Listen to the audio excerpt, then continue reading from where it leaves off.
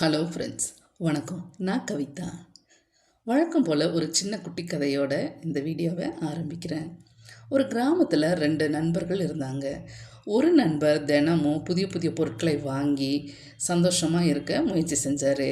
ஆனால் சில நாட்கள்லேயே அந்த மகிழ்ச்சி மறைஞ்சிடும். இன்னொரு நண்பரோ தினமும் 1 மணி நேரம் ஏழை குழந்தைகளுக்கு இலவசமாக பாடம் சொல்லி கொடுத்தாரு. பல வருஷங்கள் கழித்து முதல் நண்பர்கிட்ட நிறைய பொருட்கள் இருந்தது. ஆனால் மனநிறைவோ சந்தோஷமோ அவருக்கு இல்லை. இரண்டாவது நண்பர்கிட்டையோ சொல்லிக்க முடியாத பெரிய செல்வம் ஏதும் இல்லை. ஆனால் அவர் கற்றுக் கொடுத்த மாணவர்கள் பெரிய பெரிய மருத்துவர்களாகவும் ஆசிரியர்களாகவும் பெரிய பெரிய அதிகாரிகளாகவும் ஆகியிருந்தாங்க.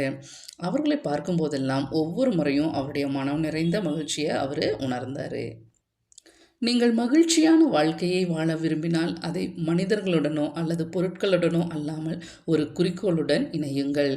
இந்த ஒரு வரி நம்முடைய வாழ்க்கையை மாற்றக்கூடியது. எவ்வளவு அர்த்தம் நிறைஞ்ச வரிகள் பார்த்தீங்களா?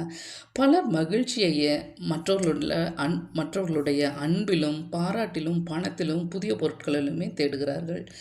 ஆனால் ஒரு உண்மை என்னென்னா, மனிதர்கள் மாறலாம், பொருட்கள் பழசாகி போயிடலாம். ஆனால் ஒரு நல்ல குறிக்கோள் மட்டுமே நம்மை தினமும் முன்னேற செய்யும். தற்காலிக மகிழ்ச்சியை மனிதர்களும் பொருட்களும் தரலாம். ஆனால் நீண்டகால மனநிறைவை தருவது நம்முடைய வாழ்க்கைக்கு அர்த்தம் தரும் ஒரு குறிக்கோள் தான்.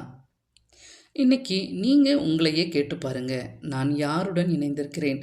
மனிதர்களுடனா, பொருட்களுடனா, அல்லது என் வாழ்க்கையில் மிக உயர்ந்த குறிக்கோளுடனா?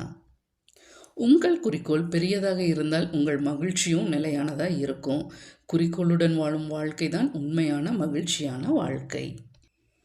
ஆமாங்க, மனிதர்கள் உங்கள் வாழ்க்கையில் வரலாம் போகலாம். பொருட்கள் இன்று இருக்கும், நாளை இல்லாமலும் போகலாம். ஆனால் ஒரு நல்ல குறிக்கோள் மட்டுமே நீங்கள் வாழும் வரை உங்களை முன்னேற்றிக்கொண்டே இருக்கும்.